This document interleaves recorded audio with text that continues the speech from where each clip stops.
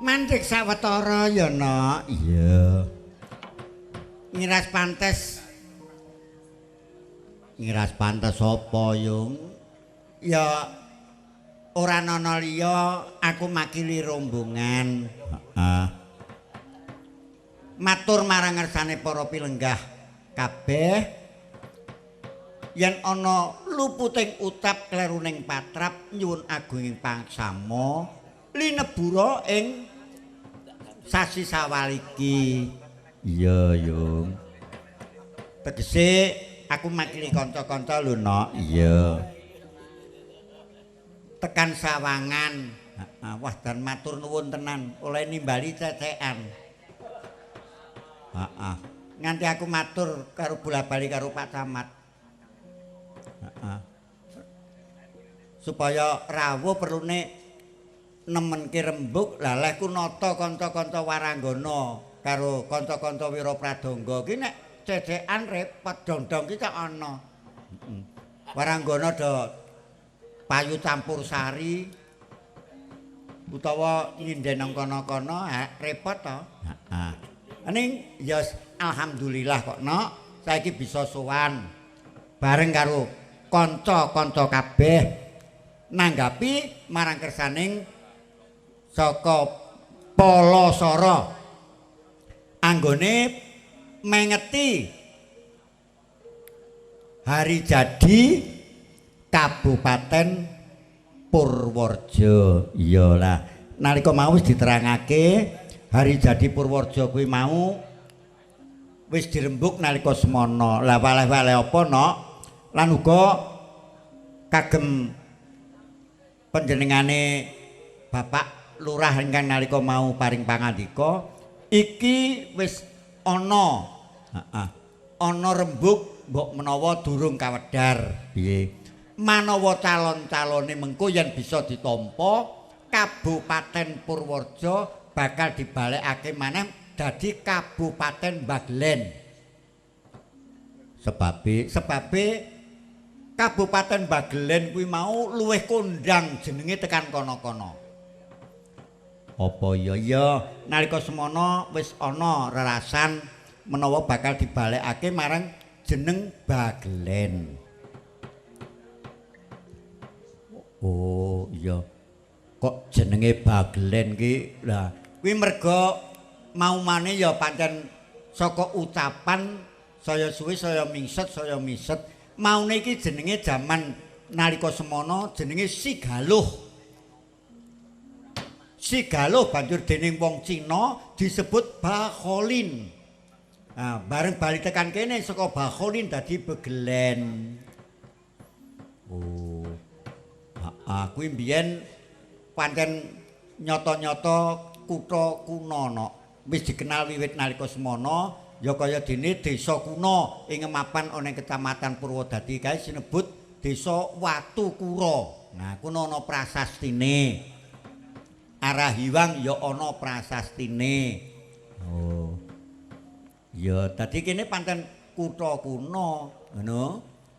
Diponegoro mbiyen critane ya oleh peperangan kagungan Senopati saka ing daerah kene. Yen ora kleru pangertenku mapane ana ing Desa Gedhong kono kae. Oh. Lah kuwi Senopatine Diponegoro padha kecekel merga ana wong-wong sing padha etok-etoke kaya dene wong Jawa ning batine mbantu londo. Nyekeli anak buah Diponegoro katut Kanjeng Pangeran Diponegoro uga kecekel. Nah, minangka hadiah saka londo dadekke bupati. Mula nalika semana rembugan hari jadi dadi rame. Oh iya. Mula ana rerasanan iki mengko-mengkone mbok menawa bakal diusulake supaya Purworejo bali meneh dadi Kabupaten Bagelen. Oh, iya ya. Nah, sing kaya ngono kuwi mau muga-muga kabeh kuwi bisa kasembadan lan iki uga kabeh wis padha nekseni wingi mentas rampung oleh pilkada. Pemilihan kepala daerah. Lan iki wis cetha menawa ingkang bakal pinacak pinarcaya ingkang bakal nguasani Purworejo sesuk makili kabeh para kawula ora ana liya kejaba ingkang nomor 3. Nomor 3 Mahar. Mah Sunjen karo Suhar. Ya, muga-muga sesuk pelantikane yen ora kleru sok tanggal 30 wulan iki ngono. Aku memuji dalan sajrone 10 tahun iki Purworejo pancen nege keloro-loro no. Wis ana wae cobaning pangeran. Ning kabeh kuwi mau aja nganti kendho atine, tetep tatak Coba kuwi ditampa kanthi tatak, kanthi tawakal, kanthi sabar. Iya lah, yen aku nalika semono pancen ditakoni, kowe ndukung sapa? Aku ndukung pokoke sing seniman iso urip. Angger seniman iso urip tak dukung. Oh. Seniman apa wae? Seniman apa wae? Ya seniman dolalak, seniman jaran kepang, seniman wayang kulit, seniman ketoprak. Heeh. Kuwi sapa sing arep ngurip-urip kaya pangandikane nalika Pak Camat maring pangandika. Sing arep ngopeni, sing arep ngurip-urip sapa yen dudu awake dhewe. Saiki kowe ngerti dhewe. Saka bantere serangan-serangan budaya saka njaba tekan gone bocah-bocah saiki wae. Rumangsaku uripe ora kaya uripe wong Jawa. Carane nganggo, carane omong-omongan, carane pergaulan kuwi kabeh niru kono-kono ning sing ditiru eleke. Kok eleke iki kepiye? Lho tak critani no, ora tegese aku pamer. Piye? Nalika semono aku nampa timbalan ingkang supaya aku nyangik ana ing Amerika. Heeh. Lah tekan kono kuwi aku weruh dhewe no. Heeh. Nang kono wong pandeng-pandengan, penteleng-pentelengan. Kuwi mesti salah sijine ngalah, mesti terus halo. Ngene. Karo guyu, halo. Lho, nek cara kanane terus takon, "Halo. Where are you from?" "Oh yeah. What do you say about here?" "Okay, see you later." Wis ngono kuwi. Cara jajal nek wong kene pentelan-pentelan matane ngono mesti. Matane mlolor gelut po. Kuwi kaya ngono kuwi. Dadi eleke kono-kono sing ditiru ngono. Heeh. Monggo saiki kowe ngerti dhewe kaya ngendikane Pak Camat nalika mau.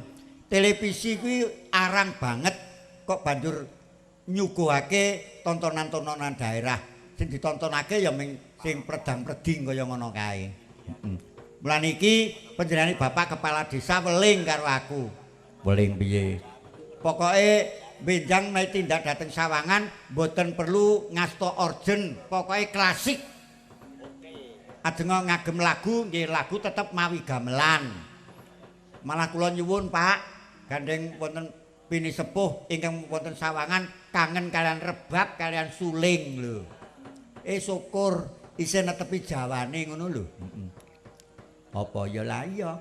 Saiki bocah cilik-cilik kok nembang sinom, embel gedes nek iso. Nah, cah cilik kok nembang ya, kamu ketahuan. Wis minggu nang ndi apal. Apa ya iya.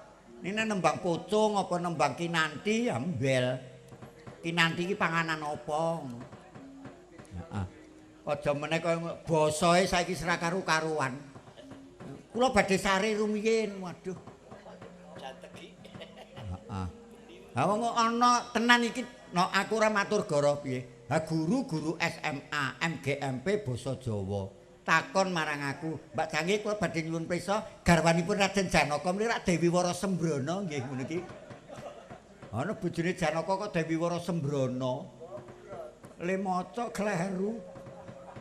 Wong Sembadra kok Sembrono.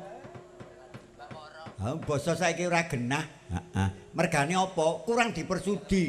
Rumangsa isin nganggo basane dhewe. Kuwi perkara basa, urung perkara sandang penganggo. Rumangsa isin nek nganggo theke dhewe. Heeh. Nek nganggo theke kono-kono wah petoke kaya yuyu ngono. Luwih ampuh. Lah ya kuwi tekan gone iki mergo kurang percaya diri, saengga tekan gone mengko kurang-kurang bejane tekan anak putu ilang kabeh. Maca pat kuwi apa ora ngerti. Heeh. Dadal nek kowe maca pat apa? Maca pat kuwi ya maca pat. Nah, ora ngerti to. Maca pat kuwi tembang sing ora nganggo diiringi tabuhan. Mulane jenenge maca pat oleh maca papat-papat. Cacahe pira? Cacahe ana 11. Kuwi sing gawe kuwi mbiyen wali no. Kuwi wali no. Gumlare maca pat kuwi mau ora ana liya kejaba nyeritake urip. Wiwit nalika lair mulane maca pat sepisanan jenenge mijil, tegese lair. Bar mijil apa? Mas Kumambang. Karepe apa? nek wong ki duwe anak kaya dene nemu mas kumambang nang banyu anane seneng. Mulane motopat kaping 3 jenenge Kinanthi saka senenge digendhong rono rene.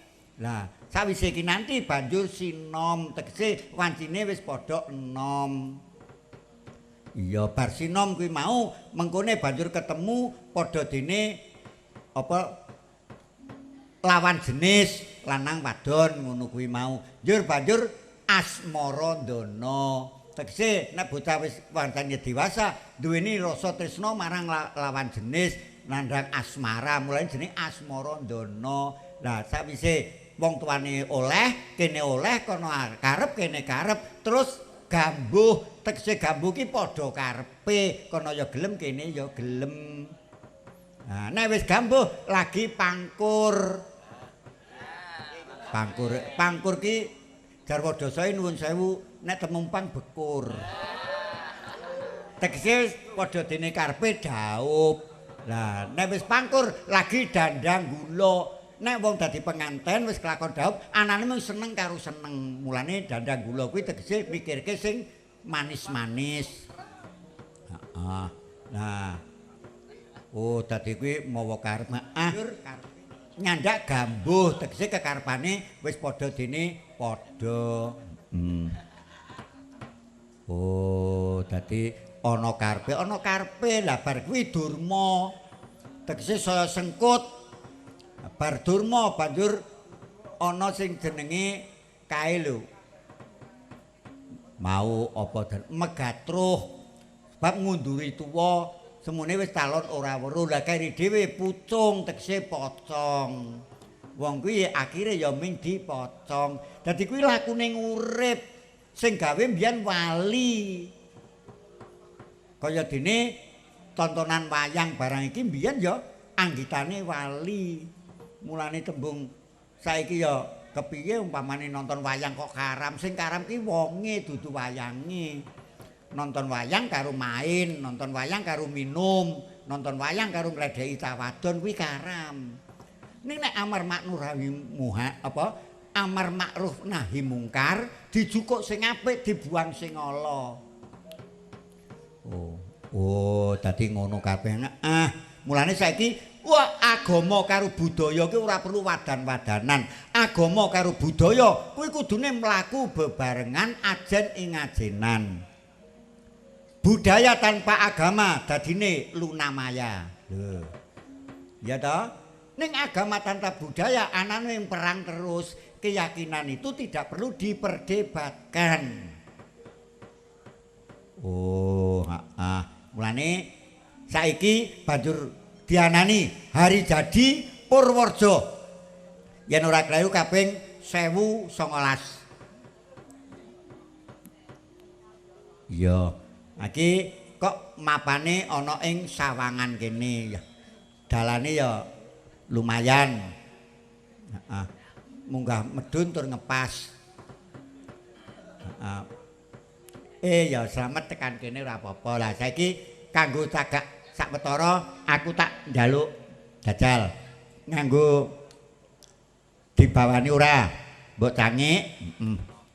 Apa? Iki mundhut lagu kangen.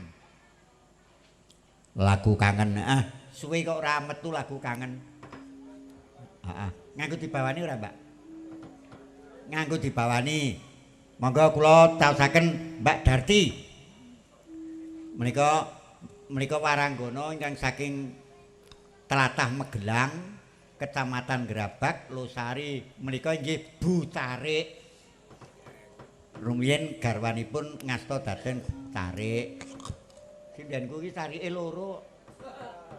Carik Losari karo Carik Kentheng.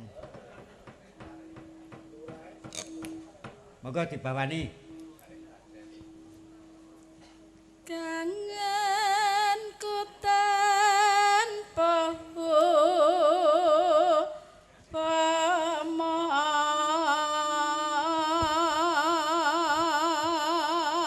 Nuwun sewu, Mbak. Dikulinake nek ngucap sing cetha. Kang niku ya nyuwun pae mangap. Kangenku tanpa upama rengeng. utapan Jawa ki nek beda sithik beda kok. Kangenku tanpa upama mung sliramu. Cetha iki. Kang dadi talange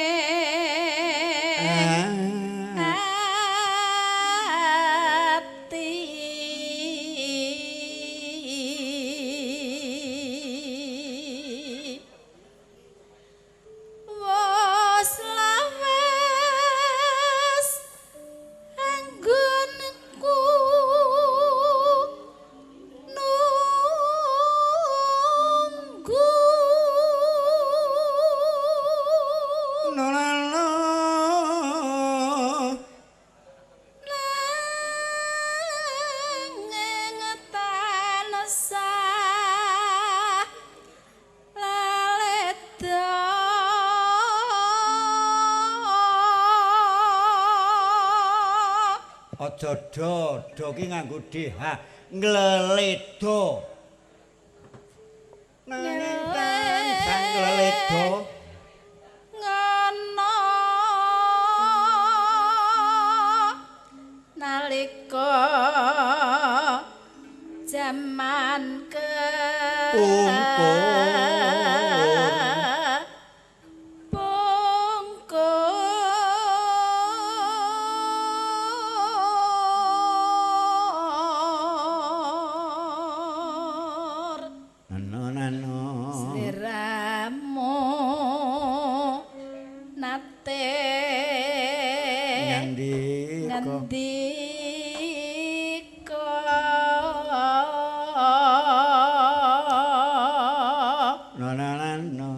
tresno lahir terus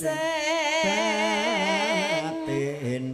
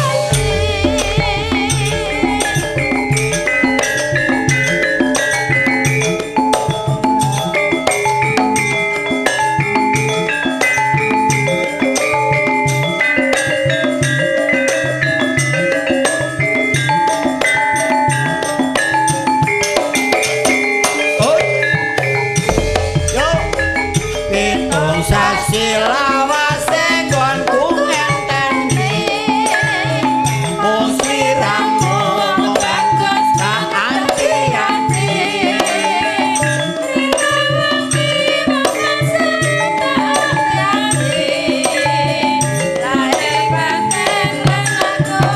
tengah mati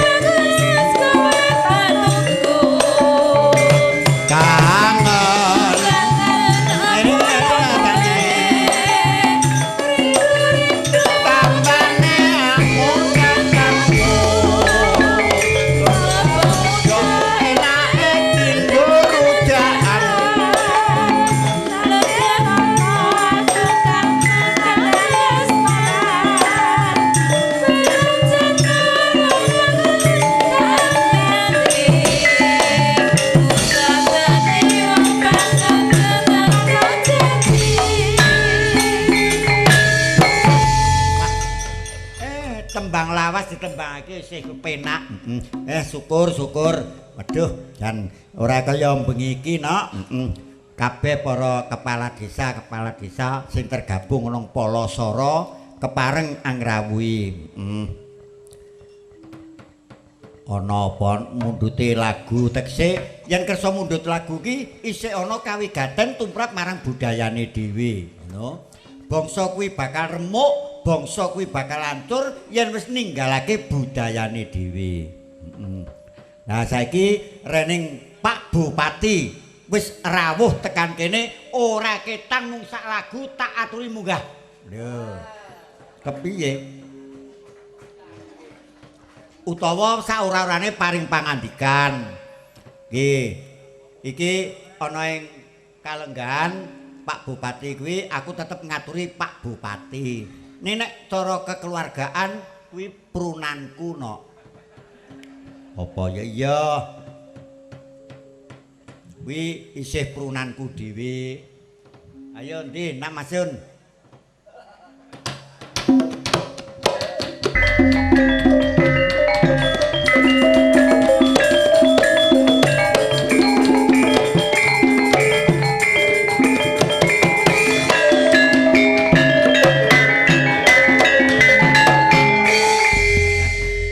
Sugeng dalu Pak Bupati. Sugeng dalu Cange. Nggih, yen ngapunten rah ditelat menika. Mboten menapa-menapa rening tebih tur nggih, mbok menawi kathah sesanggeman ingkang kedah dipun laksanakaken kula nderek bingah. Nggih. Nyata-nyata nggih menika bloko kula matur dhateng Pak Bupati. Wingi rekanipun kula wonten TPS Dagel, Pak. Dagel kula taken kalian ingkang jagi wonten riku. Iki mingkari nomor pira? Kono takon anu Pak D, nomor 3 kalian nomor 9. Hah? Nomor 3 kalian nomor 9. Lah kok nomor 9 ora ketok men 3 tok. Sedaya sami gujeng jebulane nyatane nomor 3 tenan. Nggih, matur nuwun. Nggih. Pun langsung nyekar mawon nggih. Nggih. Aja paring pangandika ora kanggo tombo-tombo kangen terus pundi dateng menika rombongan Palasara ingkang sampun ugi nderek mangayu bagya sagedipun panjenengan tumunten pinitados dening para kawula alit. Monggo paring pangandika mboten ketan namung saklimah. Assalamualaikum warahmatullahi wabarakatuh. Para sepuh bini sepuh adalah kesepuhan ingkang satuhu kinabekten. Para pangemban Pangbati Praja Pak Camat Pituruh, Bapak-bapak Muspika Kecamatan Pituruh, Bapak Ketua Palasara Kecamatan Pituruh, Bapak Kepala Desa Sawangan, Bapak-bapak Kepala Desa se-Kecamatan Pituruh, Bapak-bapak para tamu undangan, Bapak-bapak Ibu-ibu hadirin ingkang minulya, langkung-langkung Kidalang Dr. Sutarko Hadiwacana, para wiyaga, para waranggana, lan hadirin ingkang minulya. Sepisan muji syukur wonten ngarsa dalem Allah Subhanahu wa taala ingkang sampun paring anugerah rahmat taufik hidayah dumateng kita lan panjenengan sedaya sehingga dalu menika kita saged makempal wonten mriki kanthi acara memperingati hari jadi Kabupaten Purworejo ingkang 1109. Mugi-mugi tansah pinaringan berkah lan ridho saking Allah Subhanahu wa taala. Ingkang salajengipun gandeng menika tesih wulan Sawal, tentu kita keluarga lan pemerintah Kabupaten Purworejo ngaturaken sugeng riyadi setunggal Sawal 1437 setunggal Hijriah minal aidin wal faizin nyuwun pangapunten sedaya kelenta-kelentu kelepatan lan kekhilafan kita dumateng panjenengan sedaya. Mugi-mugi Allah Subhanahu wa taala paring pangapunten dumateng kita lan panjenengan sedaya. Ingkang salajengipun dalam rangka hari jadi Kabupaten Purworejo ingkang kaping 1109 kita pemerintah Kabupaten Purworejo dalu menika kita instruksikan nggih dumateng sedaya camat se-Kabupaten Purworejo supaya wayangan kabeh dalu menika Pak Tarko. Dalam rangka nguri-uri budaya adiluhung. Sinten malih ingkang badhe nguri-uri budaya kita nek mboten kita lan panjenengan sedaya. Mila bentuk kebijakan Kabupaten Purworejo anggenipun nguri-uri mengembangkan budaya asli dalu menika kabeh menika rata sak negara Purworejo wayangan sedaya tiap kecamatan teng desane masing-masing. Teng Pituruh, teng Sawangan, teng Kecamatan pundi, teng desa pundi menika sareng serentak dalu menika. Menika sepisan malih wujud kita anggenipun nguri-uri lan mengembangkan budaya adiluhung, budaya asli saking Kabupaten Purworejo.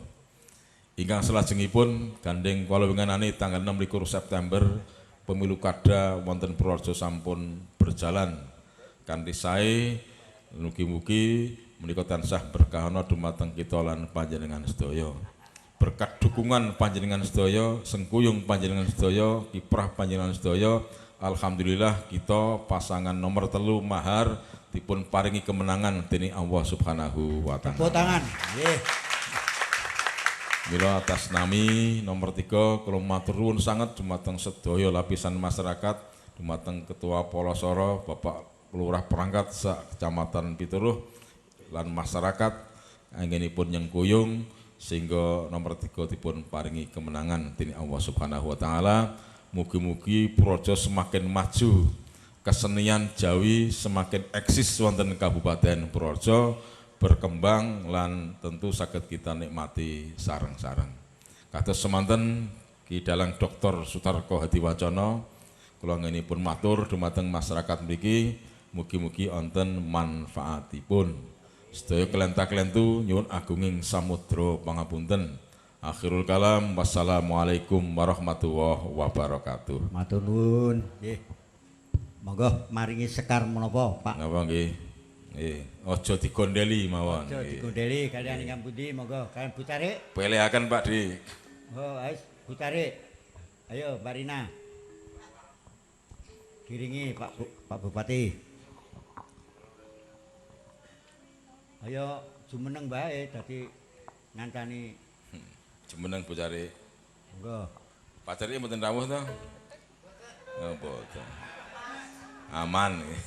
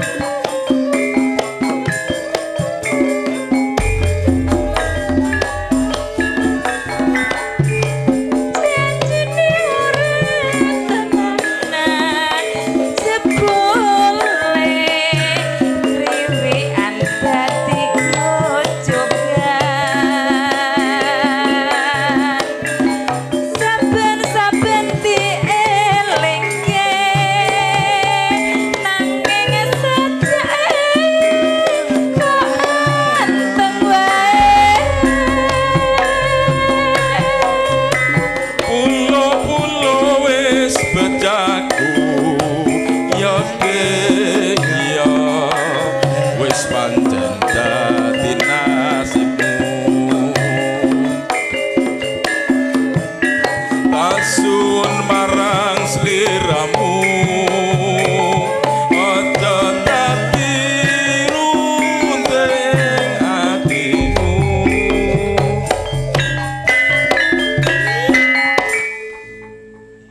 Hiwa cucut udah Bejendan kata tinimbang burung Aku hati menyang pasar kok tuku cipir Josa Mariendra tak pikir aduh deh aja kuwatir Manuk gagak kok ngaku Nek panen sengaja panen dijarnak Aku sakit hatiku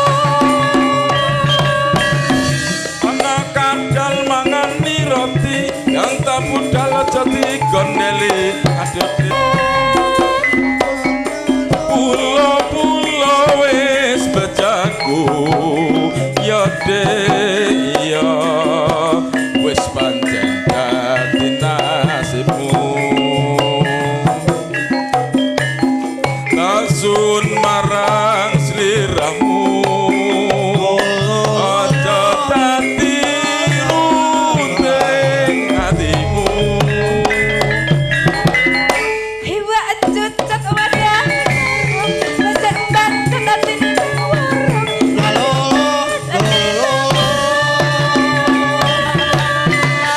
menyang pasar kok tuku cipir Josa Marienda tak pikir aduh deh aja kuwatir Manuk gagak kok ngaku Nek panen sengaja panen dijarnak Aku sakit hatiku ana kadal mangani roti yang tak budal aja digondeli aduh deh Aja digondeli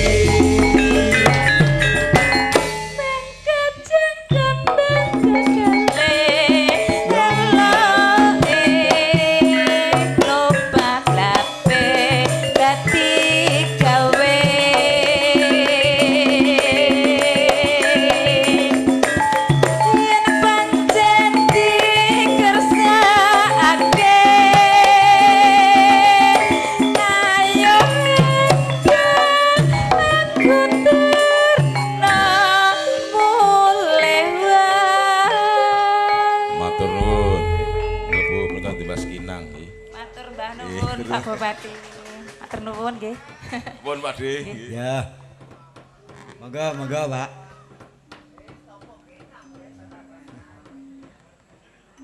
iki mau Pak Bupati wis mari ini Pak Camat kok urung ketok ya kudune Pak Camat ya ayo menyanyi iya syukur sesuk muga-muga pelantikan tanggal 30 Oktober ingat bakal tumeka kali sing sambikala Rahayu Yuwana kang pinanggih bisa ngomong marang kabeh para warga Sapurwarja. Iya, Yung. Iki mau wis tak caosi nganggo tetembangan sawetara uga lah saiki aku tak nyuwun sing rada gayeng sithik apa? Sing rada lagune rada panas sithik apa? Lagu Banyuwangen. Lagu Banyuwangen kuwi apa? Pokoke nek ora sambel kemangi aku ora seneng. Sambel kemangi. Monggo dados. Ya, Mbak Rina meneh sambel kemangi. Was. Yuk.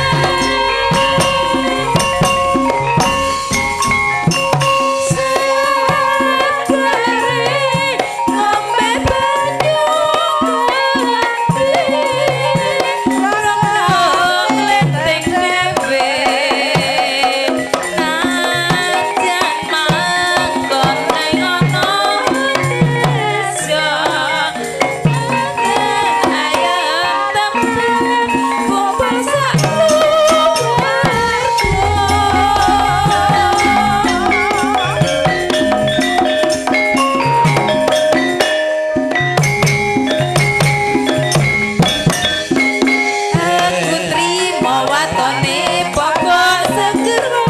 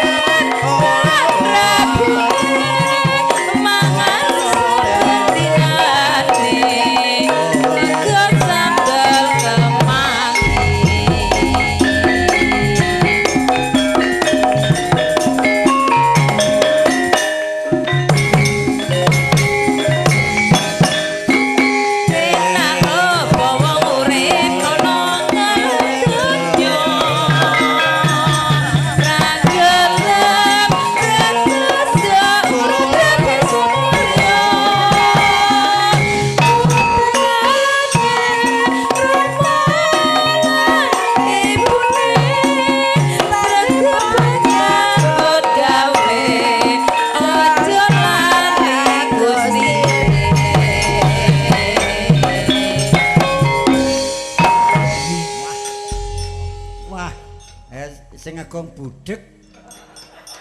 Mulane nganggo ya ora tau pas. Rone no ndrak dok gong. Heeh. Wis pancen ya werna-werna. Wis kepiye meneh kan zamane kok ya. Heeh. Wis dalange ya wis tuwa, wiyagane wis tuwa. Saiki golek sinden nom iki padha wae karo golek paku nang segara. Angger waranggana paling nom 55 taun. Kowe nganggo susur. Ngene bali monggo Yang Putri ngono iki. Nang nembang wis ora cethak nyanyi. Ya net. Timun jejane nyambut gawe bayem-bayem. Kadang saya kadang sudah. Ayo kanca dobel juang. Dina minggu tuh nggak nang Glombong di wani nyawang ra iso nyanding. Parian kok ora tau pas. Jebulane wis lalen. Heeh. Apa ya? Lah ya lakon tenan kok nak. Heeh, wong parian kok ora tau pas ngono lho. Nah. Iki jajal gandeng iki ya isih ana keluargane Pak Lurah Sawangan kene iki sing kepenah bulike. Yo Mbak Daria yo.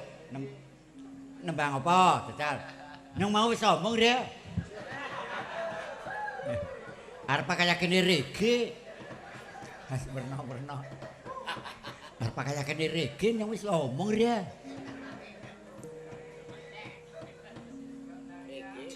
Taping gunung. Ya, taping gunung bawani. Iki sih kepernah bibi karo Pak Lurah Sawangan. Niki ya saka daerah Gemiri. Wah, suarane ora nganggo corong serune ra kok. Angger ket mau dong tundang-undang ora ngene-ngene. Biar pakai kene rege ya, men. Yang mau wis omong ya. Yes, karena carane dewi-dewi kok. Saben bengi, yo. Saben bengi nyawang Konang. Konang.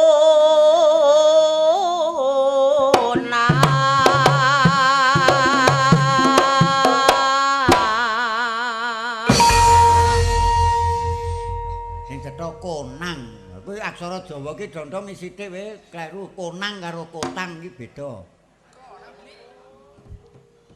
Konang le metu bengi, nek kotang ki le mbukak bengi.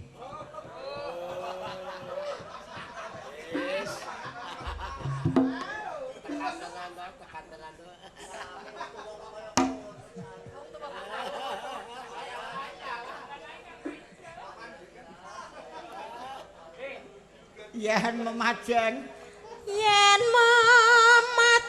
mung nganggo jano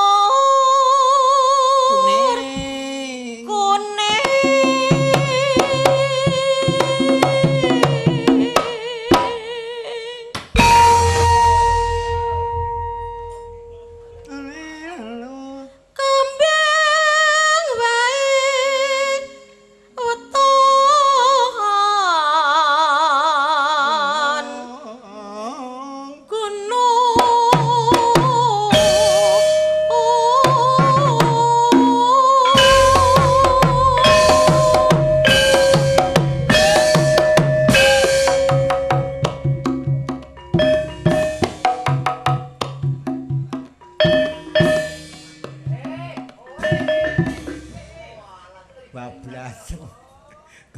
belasen.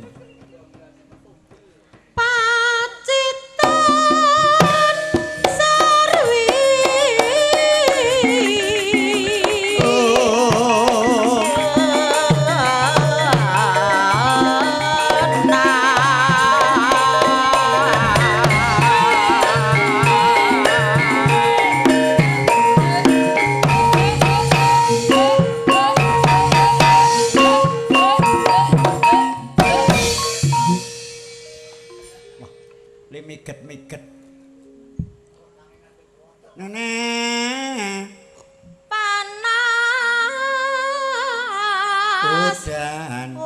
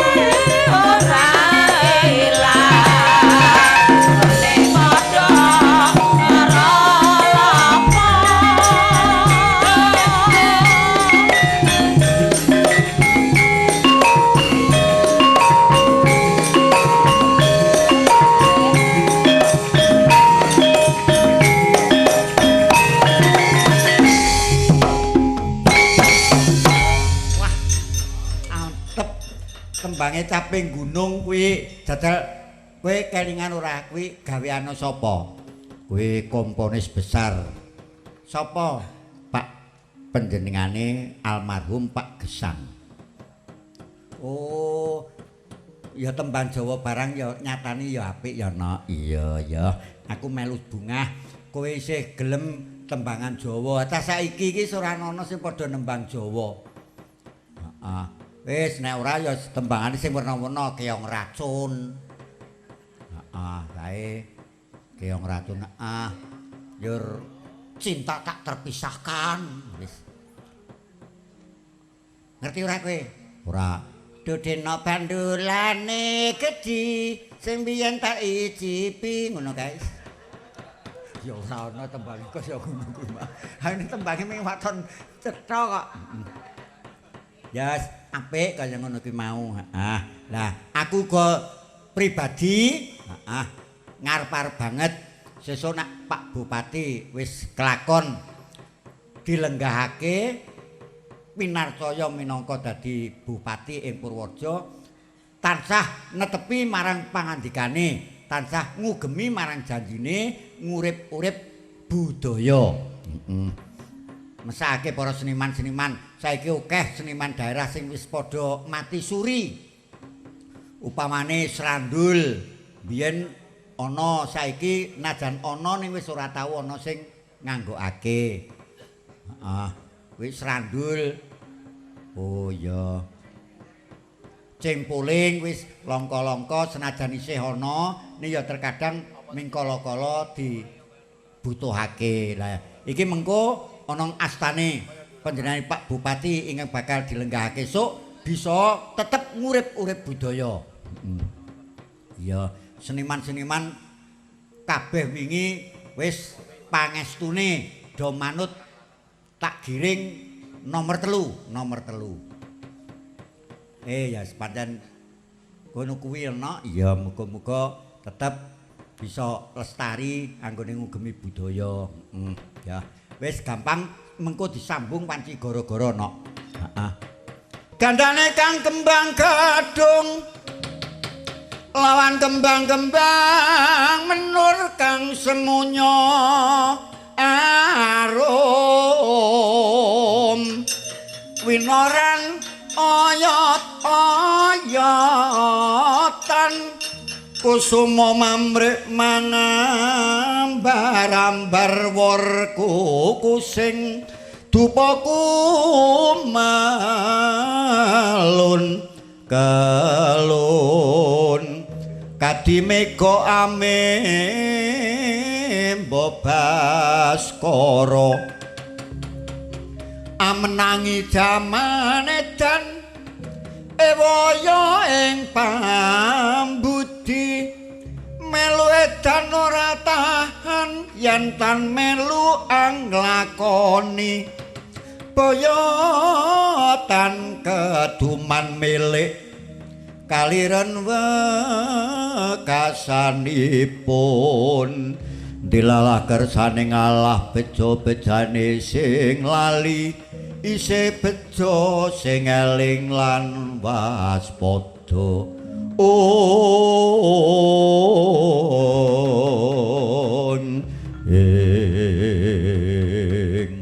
siniget ingkang wonten jroning Datulaya ora kaya ingkang mijiling njaba Prabu Baladewa ngawe Sangya Prawadya Balapating bleber galak Yayasan Duluh Wigritita.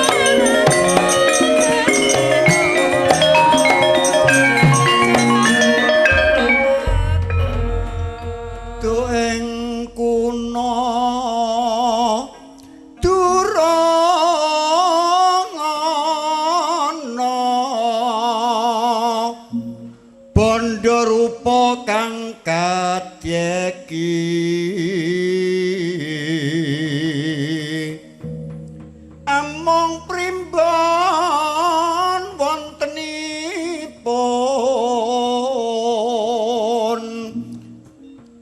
nalikane Masjid Demak wite ana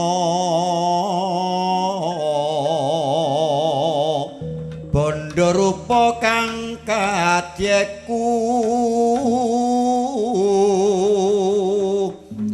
walulang rineka jalma anggitane Sunan Kali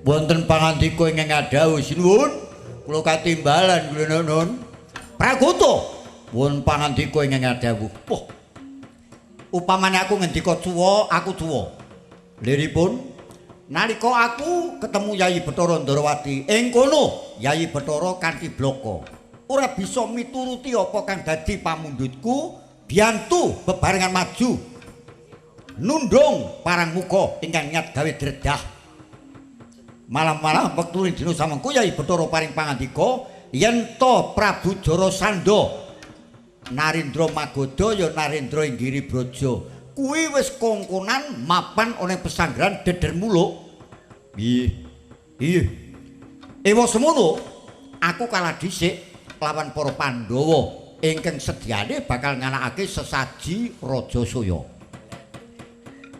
parandene Yayi Bathara Ndrawati kersane bakal caos pambiyantu Setyaka Setyaki apa dene para wadya bala pinilih iku ingkang bakal nderekake tumuju marang pesanggrahan Deder Muluk pramulukang saka kuwi Pragoto kowe tau utus piye tatanen kabeh para wadya bala gawan saka negara Mandura campurna lawan para wadya bala saka negara Ndrawati iya keparingipun ingkang sinuwun kados pundi kula nuwun aja nganti kelalu mangsa sediano titianku pun namung kawula matur dika dawuh timbalan dalem sinuwun trenge dawuh kepareng wekdal sawangi tata-tata perdandosan enggal makat ninggalake negara Ndrawati Setyaka Samba ayo dene tindaku dina iki aja nganti kalayatan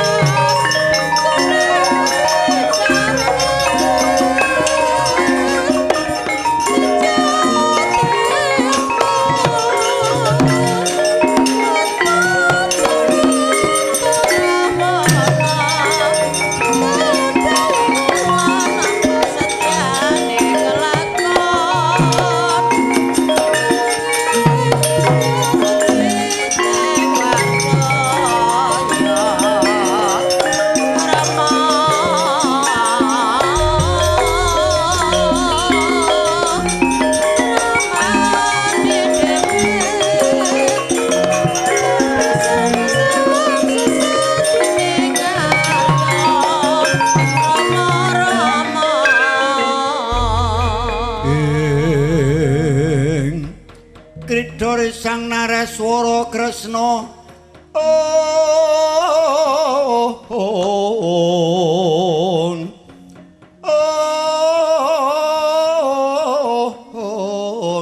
madeging plataranipun madeg triwikramanira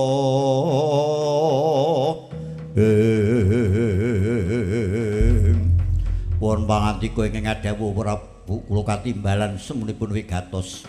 Gatotkaca kula wonten pangandika ingkang adhawuh. Punwa prisa menawa nggonmu tekan kene nderekake Sudarmamu Adimas Werkudara. Piye? Nah, iki tak jarwani.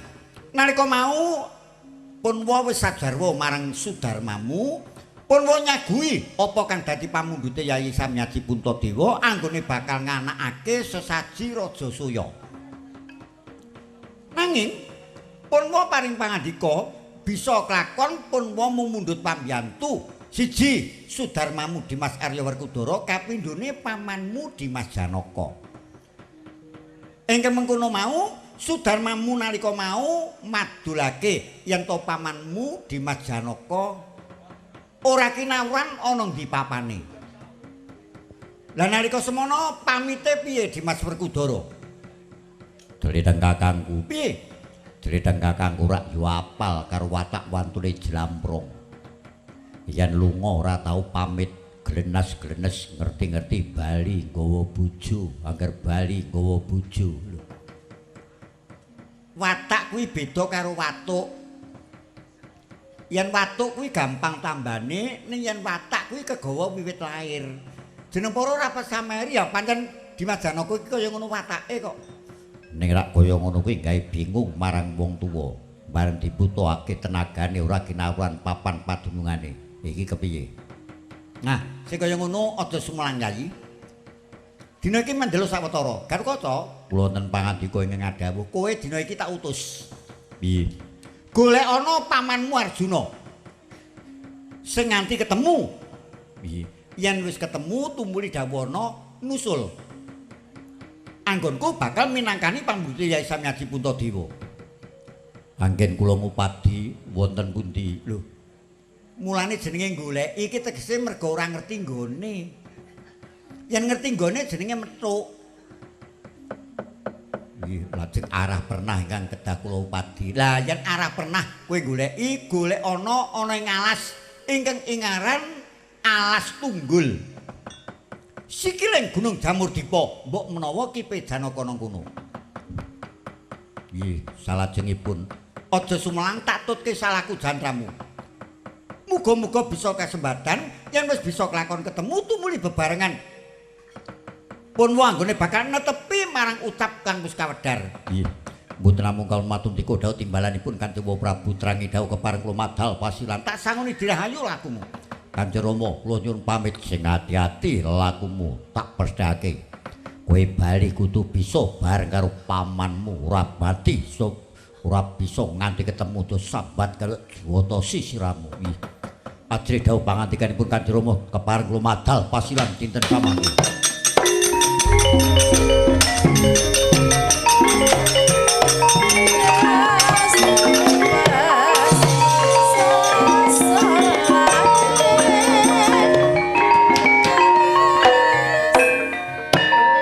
Adi Werkudara, jeneng kakangku apa? Jeneng para tetep ndarat. Pun kakang tak ngambang Jumantara, anut muri lakune Gatkaca, manut kersamu.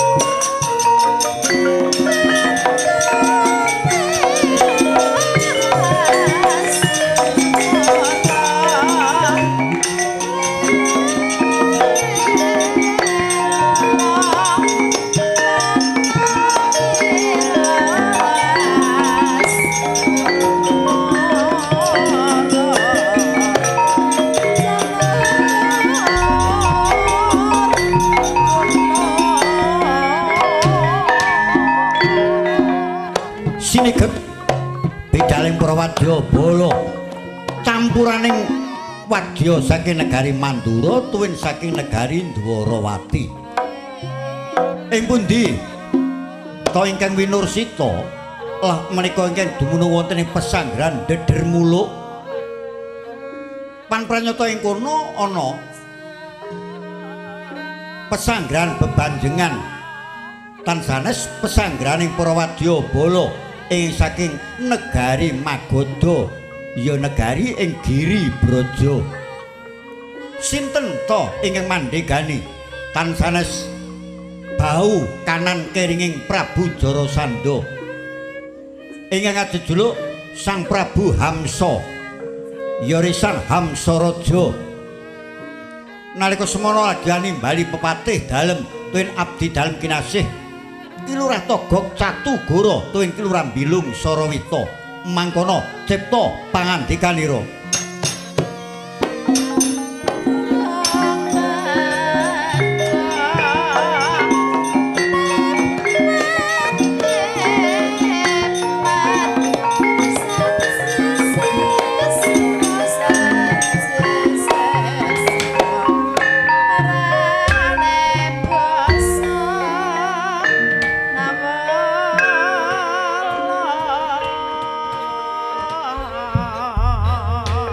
Anglir bawane kang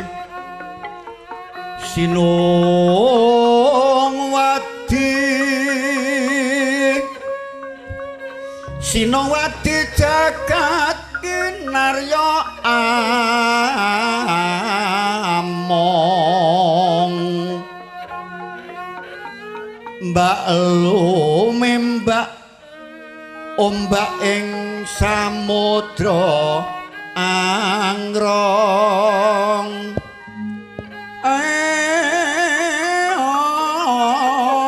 ana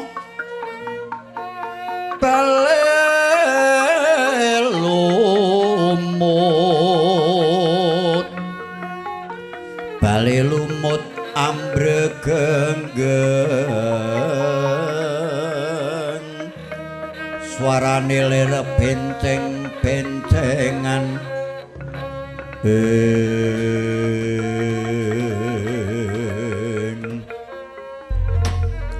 Patih won pangantika ingkang ngadhau mara miturut elingmu anggone aku ngemban dawuh pangandikane Koko Prabu Jarasandha mapan ana ing pesanggrahan Dedermuluk kene wis ana pirang dina yen dina pirang sasi yen sasi menawi saking ngenget kula sinuwun anggen kula sawadyabala mapan dherekaken paduka mapan ing mriki sampun wonten Eka Madya Candra kalenggahan mriku Eka siji Madya Tengah Candra Sasi karo Tengah Sasi lawase mekaten ha mengkono aku gumun kok durung ana wangsulane siji Prabu Bathara Kresna loro Prabu Baladewa Ratu Mandura kaping telune ratu ingkang saka negara Ngamarta.